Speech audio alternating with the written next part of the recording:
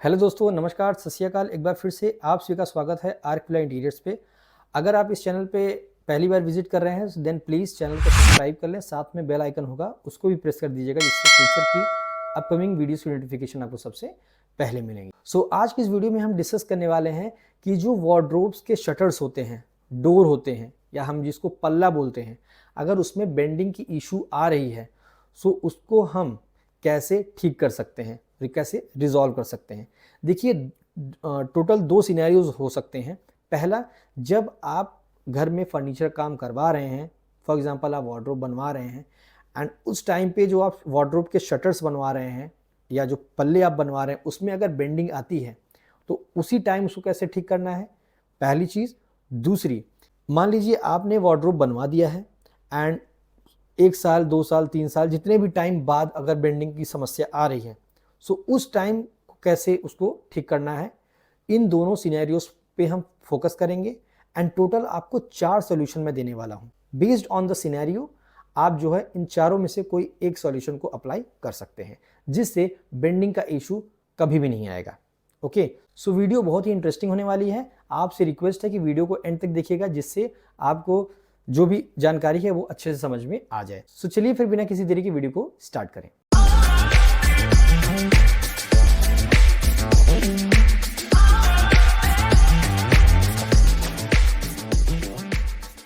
So most of the time ये देखा गया है कि जो ये डोर्स होते हैं इसमें बेंडिंग की इशू इसलिए आती है कि इनकी जो हाइट होती है वो 6 फीट और मोर देन 6 फीट होती है।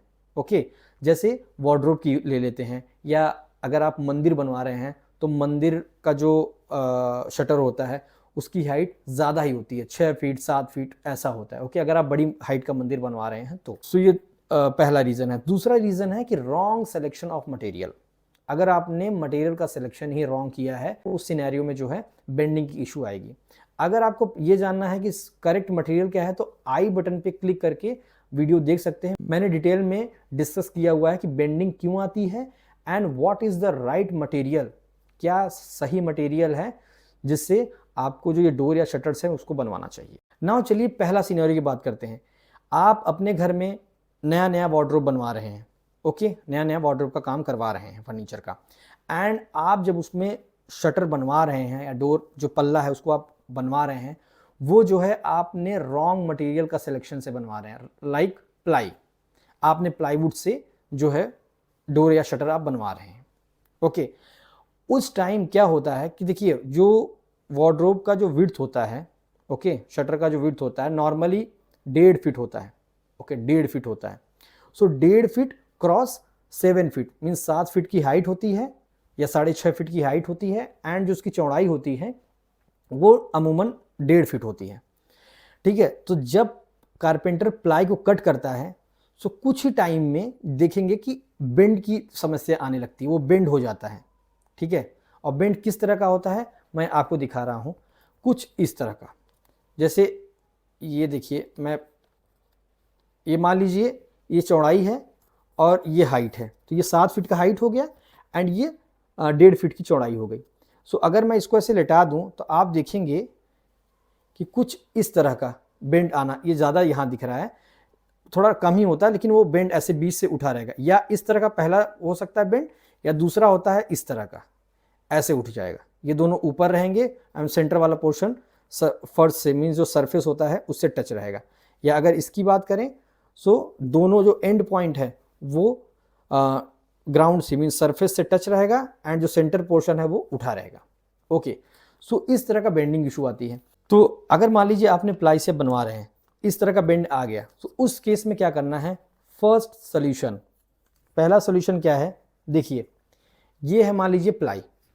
ओके, ये क्या है, प्लाई है। अब करना क्या है, पहला चीज, अगर बेंड कुछ इस तरह से है, अगर बेंड कुछ इस तरह से है, ऐसे उठा हुआ है, ठीक है, सेंटर वाला पोर्शन सरफेस से टच है एंड ये दोनों पोर्शन उठे हैं, एंड वाले पोर्शन उठे हैं। सो करना क्या है, फॉर एग्जांपल ये है क्या, प्लाई। सो करना है जो सेंटर पोर्शन है, सेंटर, वहां पे आपको इस तरह के कट्स लगाने हैं। कारपेंटर से बोलना है, ठीक है, एंड जितने भी कारपेंटर भाई हैं उनसे भी मेरा रिक्वेस्ट है कि क्या करना है, आपको यहाँ पे झिर्री बनानी है। आप जेरी समझ गए होंगे, उसको बोलते हैं ग्रूविंग। Okay, groove. तो ग्रूव आपको बनाना है कितना, 1 mm से लेकर 1.5 mm का एक ग्रूव बनाना है यहाँ पे। ठीक है, इतना ग्रूव बनाना है कि उसमें गैपिंग आ जाए। ओके, किस सिनेरियो में, जब ऐसे, और किस सरफेस बनाना है, अगर ये ऐसे अप है दोनों तरफ तो अंदर वाले इनर साइड पे ऐसे बनाना है। ओके, लेकिन अगर इस तरह का बेंड रहेगा, इस आउटर पोर्शन अगर सरफेस से टच है तो आउट साइड में कट लगाना है, नीचे साइड में। ओके, सो ये भी इंपॉर्टेंट है कि कट किस तरफ लगाना है, अप साइड या down side, based on the bending. अगर इस तरह है, इस तरह है तो अंदर की तरफ लगाना है, अगर ऐसे है तो इस तरफ लगाना है, डाउन साइड में लगाना है। Okay, so upward and downward direction बहुत ही ध्यान से, और उसका रीजन है अभी मैं बता रहा हूं क्यों। सो आपने ऐसे कट लगा दिया, ये देखिए 2 कट लग गए। ओके, जितने डिस्टेंस पे बेंडिंग है उतने ही कट्स लगाने हैं, एंड कट की डिस्टेंस कितनी होनी चाहिए, कम से कम 2 फीट, 2 फीट का होना चाहिए। फ्रंट कैमरा है तो आपको रिवर्स दिखेगा सब कुछ, ये 2 फीट है। ओके, ये 2 फीट का गैप है, तो जितने भी ग्रूव लगेंगे 2 से 2.5 फीट के बीच में आप कट सकते हो। अब होगा क्या, देखिए आपने कट लगा दिया, अब हुआ क्या, ये कट लग गया, यहाँ पे मान लीजिए कट लग गया, 2 कट मैंने लगा दिया, ऐसे है। जैसे आप कट लगाओगे ना, और जब एंड से इसको टाइट मतलब बेंड करने की कोशिश करेंगे, सीधा करने की कोशिश करेंगे, तो ये गैप ज़्यादा हो जाएगा। ठीक है, गैप क्या होगा, ज़्यादा हो जाएगा। तो उसमें करना क्या, उस केस में दोनों को एंड को बेंड करना है, जिससे ये सीधा हो जाए आपका पल्ला। ठीक है, शटर जो है स्ट्रेट आ गया, तो यहाँ पे कुछ गैप आ जाएगा। जब ये गैप आएगा तो यहाँ पे करना क्या है, फेविक्विक लेना है। ओके, फेविक्विक लेना है। फेविक्विक लेने के बाद जब आप प्लाई कट करते हैं तो आप देखते होंगे पाउडर निकलता है प्लाई का। ओके, जिसको हम बुरादा बोलते हैं। सो उस पाउडर को लेना है, पाउडर को पहले यहाँ पे फिल करना है, जो गैप आपने बनाया है यहाँ पे पाउडर को फिल कर लेना है। फिल करने के बाद जब अच्छे से फिल हो जाए, और ध्यान देना है कि ये यहाँ पे दोनों एंड से बेंड है बिल्कुल प्लाई, जिससे ये सीधा रहे। प्लाई की पोजीशन एकदम स्ट्रेट होना चाहिए, जिससे गैप बढ़ जाएगा। जब गैप बढ़ जाएगा तो वहाँ पे आपको क्या करना है, जो प्लाई कटिंग के टाइम पे पाउडर निकलता है उसको फिल करना है, एंड उसके बाद फेविक्विक लेके फिल कर देना है अच्छे से। कुछ टाइम पे एकदम सूख जाएगा, हार्ड हो जाएगा। उसके बाद आप दोनों तरफ माइका पेस्ट कर दीजिए, एंड उसको अच्छे से प्रेस कर दीजिए कुछ टाइम के लिए, लाइक 1 दिन 2 दिन, डिपेंडिंग अपॉन द टेम्परेचर। ये कौन सा सीजन चल रहा है, ठंडी का टाइम है, गर्मी का टाइम है। ओके, उसको आप कंप्रेस कर दीजिए, एंड आपका जो बेंडिंग है वो रिजॉल्व हो जाएगा। सो फर्स्ट सोल्यूशन है कि जब ये कब कराना है, जब आपके घर में फर्नीचर का काम हो रहा हो, जब आप वार्डरोब बनवा रहे हो, इस तरह का शटर आप बनवा रहे हो, उसी टाइम में करना है। ये नहीं कि 2 साल बाद बेंड आ रहा है तब आप इस तरह का काम कराओ, नहीं। फिर उसमें होगा क्या, माइका लगा रहेगा, जब आप कट करा दोगे तो वो गंदा दिखेगा। ठीक है, उसका भी एक सॉल्यूशन है, वो मैं बताऊंगा बाद में। अभी दूसरा, अगर मान लीजिए प्लाई को आपने कट किया, मैं प्लाई की बात कर रहा हूँ, एंड प्लाई के साथ मैं HDHMR के केस में भी बात कर रहा हूँ। जो HDHMR होता है, अगर उस मटेरियल से आप शटर बनवाते हैं, वार्डरोब का पल्ला बनवाते हैं, डोर, सो उसमें भी बेंड के चांसेस हैं कि होना है, क्योंकि मेरे साथ ये हो चुका है। ठीक है, एज अ इंटीरियर डिज़ाइनर मैं आपको बता रहा हूँ, मैं खुद इस प्रॉब्लम को फेस किया हूँ। HDHMR से अगर आप डोर शटर्स बनवाते हैं तो उसमें प्रॉब्लम बेंड का आना ही आना है, आज नहीं तो कुछ टाइम बाद 100% आएगा। ओके, एंड जनरली होता क्या है कि तुरंत ही आता है। ओके, सो करना क्या है, सो प्लाई और HDHMR के केस में बता रहा हूँ करना क्या है। पहला सोल्यूशन मैं बता दिया। दूसरा सोल्यूशन कि फॉर एग्जांपल आपने प्लाई को कट किया। ओके, प्लाई या HDHMR जो आप मानना चाहें, आपने कट किया मटेरियल को। कट करने के बाद देखते हैं कि बेंड है ही नहीं, बिल्कुल स्ट्रेट है। उस केस में नज़रअंदाज नहीं करना है, इग्नोर नहीं करना है। उस टाइम पे करना क्या है, जो आप माइका लगाते हैं, लैमिनेट लगाते हैं, up and down, okay, bottom और टॉप दोनों साइड में जो आप लैमिनेट लगाते हैं वो एक साथ लगाएं। क्योंकि अगर मान लीजिए आपने एक तरफ लैमिनेट इग्नोर कर दिया, फ्रंट साइड का लैमिनेट आपने इग्नोर कर दिया कि जब ओनर सेलेक्ट करेंगे कलर, जब लाएंगे तब हम लगाएंगे, तो आप क्या करोगे, इनर साइड का लैमिनेट आपने लगा दिया। और इनर साइड का जब आप लैमिनेट लगाएंगे और जब वो सूख जाएगा तो सूखने के बाद होता क्या है कि जो उसके अंदर एडेसिव होता है, फेविकोल होता है ना, उसमें सूखने के बाद क्या होगा कि स्टार्टिंग जो स्टार्टिंग पॉइंट्स है दोनों तरफ, या एंड पॉइंट्स बोल सकते हैं, उसमें क्या होता है, कॉन्ट्रैक्शन और एक्सपेंशन होता है। जनरली कॉन्ट्रैक्शन होता है। सो माइका क्या करता है ना, खींचने की कोशिश करता है, जो उसमें अंदर ग्लू लगा रहता है वो आपस में क्या करते हैं, सेंटर की तरफ, आउटर से सेंटर की तरफ खिंचाव आता है इस तरह का। तो जब इस तरह का खिंचाव आएगा ना तो प्लाई ऐसे बेंड हो जाएगा। मान लीजिए आपने इस तरफ आपने लैमिनेट लगाया और नीचे की तरफ नहीं लगाया, तो सूखने के बाद ऐसे हो जाएगा आपका प्लाई। ठीक है, जो आपका शटर है प्लाई मटेरियल का वो ऐसे बेंड हो जाएगा। सो इसीलिए मैं कह रहा हूं, और ओनर भी ध्यान दें कि जब भी लैमिनेट फिक्स हो, ध्यान दीजिएगा up and down both side में लैमिनेट एक ही साथ प्रेस हो, एक ही साथ फिक्स हो, अदरवाइज 100% है बेंडिंग का इशू आएगा। आप कितना भी अच्छा मटेरियल लगवा लीजिए, बेंडिंग का इशू आना ही आना है। It is always recommended to apply और to fix the laminate from the both side at a time. एक ही टाइम पे एक ही साथ आपको दोनों तरफ लैमिनेट फिक्स करवाना है। ओके, एंड कारपेंटर भाई लोग, एक साथ आपको लैमिनेट फिक्स करना है। डोंट इग्नोर, इसको इग्नोर मत कीजिए। इसीलिए लैमिनेट को दोनों तरफ अच्छे तरीके से लगा के फिक्स करके एंड उस पर लोड आप रख सकते हो कुछ टाइम के लिए। ठीक है, ठंडी में ज़्यादा टाइम के लिए रखिएगा क्योंकि उसमें क्योरिंग टाइम ज़्यादा होता है। ठीक है, ज़्यादा टाइम लेता है सूखने में, एंड गर्मी के टाइम में जल्दी सूख जाता है। ओके, तो जल्दी फिक्स हो जाता है। सो 2 सॉल्यूशन मैंने आपको बता दिया है। नाउ अब चलिए तीसरे सॉल्यूशन की बात करते हैं, चूज राइट मटेरियल। मैंने पिछले वाले वीडियो में भी राइट मटेरियल के बारे में ही डिस्कस किया है। ओके, लेकिन उसमें मैंने ये भी बताया है कि अदर मटेरियल को यूज़ करने पे बेंड क्यों आता है, वो बहुत ज़्यादा इंपॉर्टेंट है। तो उस वीडियो को आप ज़रूर देखिएगा, मैं ज़रूर रिकमेंड करूँगा वो वीडियो आप ज़रूर देखें। तीसरा चीज़ है right selection of material. Okay, right selection of material का मतलब है कि अगर आप सही मटेरियल का चुनाव करते हैं सो बेंडिंग का इशू नहीं आएगा। एंड जो सही मटेरियल है शटर्स को बनाने के लिए वो है ब्लॉक बोर्ड। ओके, तो the third solution is block board. खैर, ब्लॉक बोर्ड का अगर आप सेलेक्ट कर लेते हैं उस पर भी आपको ध्यान देना है कि लैमिनेट दोनों तरफ एक साथ ही पेस्ट करना है। ठीक है, एक साथ ही फिक्स करना है। सो जब आप उसमें लैमिनेट फिक्स कर लोगे सो बेंडिंग का इशू उसमें आना ही नहीं है, कभी भी नहीं आएगा। Okay, alright. सो लेकिन एक बार मैं बता दूं कि प्लाई से ज़्यादा महंगा, प्लाईवुड से ज़्यादा महंगा प्लाई बोर्ड होता है, ये आप जान लीजिए। ओके, एंड अच्छे ब्रांड का अगर आप लगवाते हैं तो बेंडिंग का इशू उसमें कभी भी नहीं आता है, नॉर्मली उसमें आता ही नहीं है। सो इसीलिए ऑलवेज रिकमेंड किया जाता है कि ब्लॉक बोर्ड को यूज़ करें ना। ये तो बात हो गई कि जब वार्डरोब का काम घर में हो रहा हो, नया नया काम हो रहा है, उस वक्त इन 3 पॉइंट्स को ध्यान में रखना है, 3 सॉल्यूशन को ध्यान में रखना है। मैंने तीनों सॉल्यूशन को बता दिया है आपको।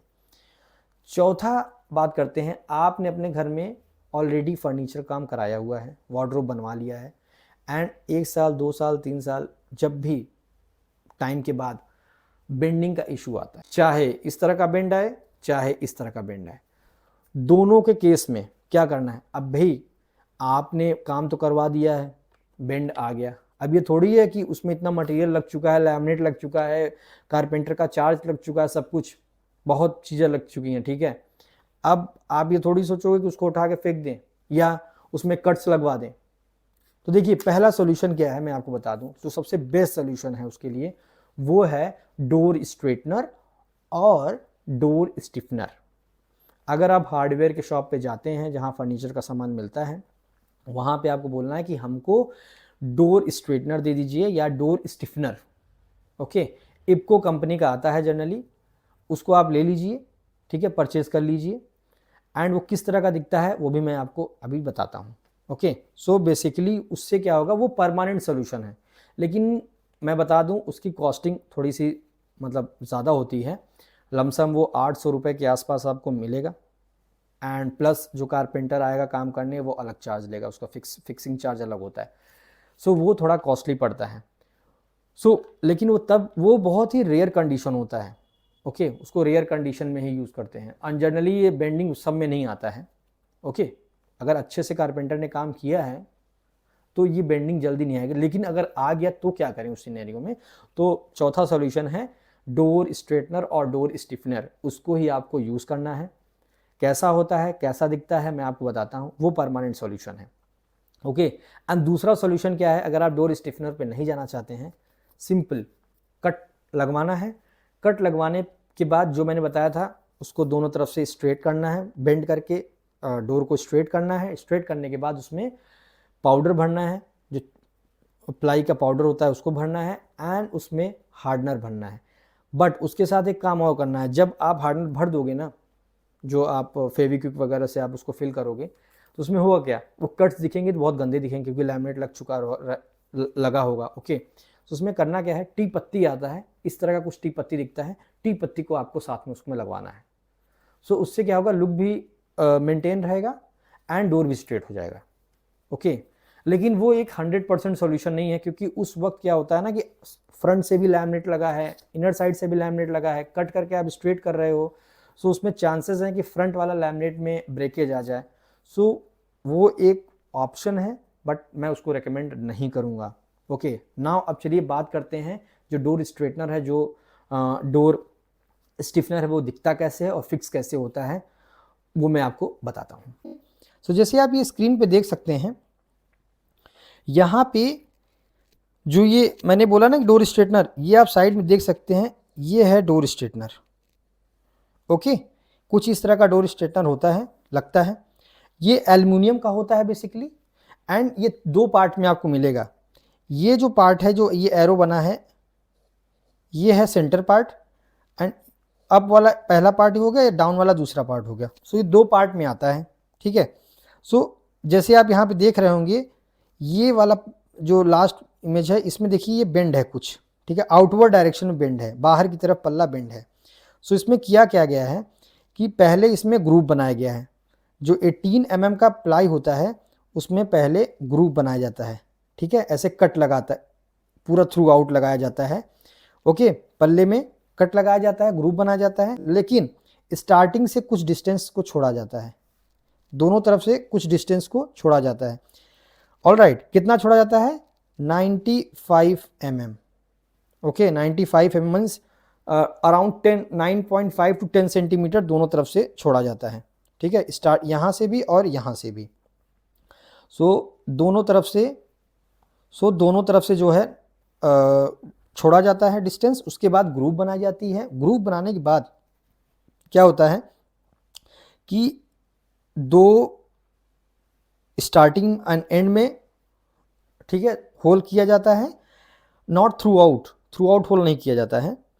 इतना होल किया जाता है कि जो स्टार्टिंग एंड है, ठीक है, कब्जे टाइप के होते हैं, वो अच्छे से फिक्स हो जाएं। ना मैं आपको दिखाता हूं कि किस तरह का एक्चुअल दिखता है। जैसे आप ये देखिए, ओके, इस इमेज को देखेंगे तो आपको ज़्यादा बेटर समझ में आएगा। ये देखिए, मैं इसकी बात कर रहा था। ओके, ये जो देखिए 4 स्क्रू लगे हैं ना, इसकी मैं बात कर रहा था।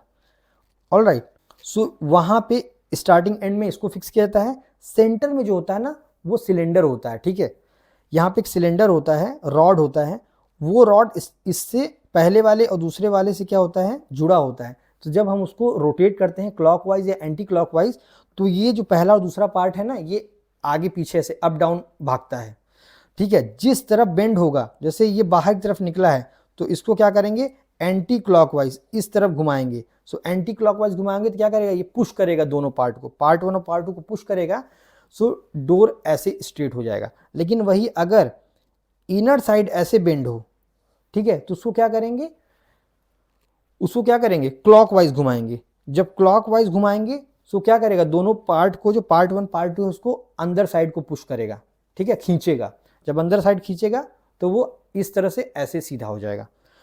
इसलिए इसको यूज किया जाता है, ठीक है। ये देखिए, मैं सिलेंडर की बात कर रहा था ना, ये देखिए सेंटर में ये सिलेंडर है, यहाँ देखिए 4 स्क्रू लगा हुआ है, ये सेंटर वाला पोर्शन जो है वो सिलेंडर है।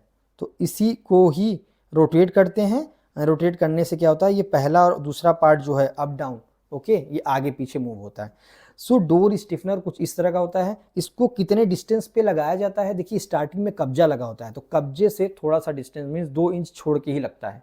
जनरली इसको सेंटर या सेंटर से थोड़ा सा लेफ्ट राइट में फिक्स किया जाता है। एक स्ट्रेटनर भी अगर आप लगाते हैं, काम खत्म, ओके, बेंड जो है बेंडिंग का इशू खत्म हो जाएगा, सॉल्व हो जाएगा। एंड ये एल्युमिनियम का होता है। सो कुछ इस तरह का था क्या, डोर स्टिफनर या डोर स्ट्रेटनर जिसको हम बोल सकते हैं। सो ऐसे कुछ फिक्स होता है, 2 पार्ट होता है, स्टार्टिंग एंड सेंटर, 3 जगह होल किया जाता है एंड फिर इसको फिक्स किया जाता है। बट ये थोड़ा सा कॉस्टली पड़ता है बिकॉज एक तो ये महंगा आता है, 800 रुपये का ही आता है, दूसरा जो फिक्स करने आएगा वो भी चार्ज लेगा कारपेंटर। सो बट ये एक परमानेंट सॉल्यूशन है एंड ये उस सिनेरियो में लगाया जाता है जब आपका फर्नीचर जो है, ये मीन्स जो बेंडिंग का इशू आया है वो आफ्टर लॉन्ग टाइम आया है, लाइक 2 साल 3 साल बाद आया है। सो आप इसको लगवा सकते हैं। अगर आप चाहते हैं कि स्टार्टिंग में ही लगवाना, नया नया काम करवा रहे हैं, फिर भी आप लगवा सकते हैं, बट ये आपको ओवरऑल बहुत कॉस्टली पड़ेगा। अगर आप हर एक पल्ले में, हर एक शटर में इसको लगवाते हैं, सो आप मल्टीप्लाई कर लीजिए 800 रुपीज़, क्योंकि उस वक्त चार्ज कारपेंटर चार्ज नहीं लगेगा, तो 800 रुपीज़ हर पल्ले के हिसाब से आप जो काउंट कर लीजिए। सो बट इससे क्या है कि कभी भी बेंडिंग की इशू नहीं आएगी। सो ये थे टोटल 4 सॉल्यूशंस जो मैंने आपके साथ शेयर किए based on the scenarios. I hope अब आपको समझ में आ गया है। अगर वीडियो पसंद आई हो तो लाइक कर दीजिए, चैनल को सब्सक्राइब कर दीजिए। वीडियो आप अपने फ्रेंड्स के साथ शेयर कर सकते हैं, या जिनको भी इस तरह का इशू आ रहा है उनके साथ आप ये वीडियो शेयर कर सकते हैं, जिससे उनको क्लैरिटी मिल जाए। एंड अगर आपको कोई भी और डाउट है, कोई भी और आपको सिनेरियो समझ में आता है, या कोई और तरह का कोई प्रॉब्लम है, तो आप कमेंट सेक्शन में लिख के पूछ सकते हैं। ओके, सो ऐसे ही मैं इंटरेस्टिंग वीडियो आपके लिए लाता रहूँगा। सो चलिए फिर मिलते हैं नेक्स्ट वीडियो में किसी नया थॉट के साथ। तब तक के लिए नमस्कार, जय हिंद, वंदे मातरम।